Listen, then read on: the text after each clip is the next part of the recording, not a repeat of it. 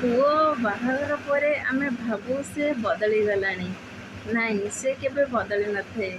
କାଲି ବି ତା'ର ରୋଜଗାର ଯେତିକି ଥିଲା, ଆଜି ବି ତା'ର ରୋଜଗାର ସେତିକି ଅଛି।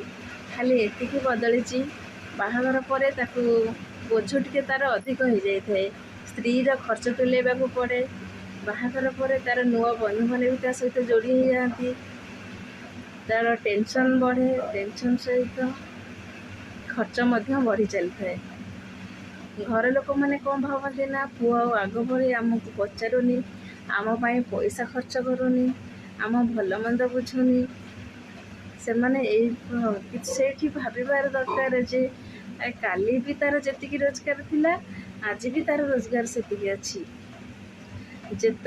କେବଳ ତାକୁ ଆଡ଼ଜଷ୍ଟ କରିକିରି ସେ ସବୁ ଚଲେଇବାକୁ ପଡ଼ୁଛି।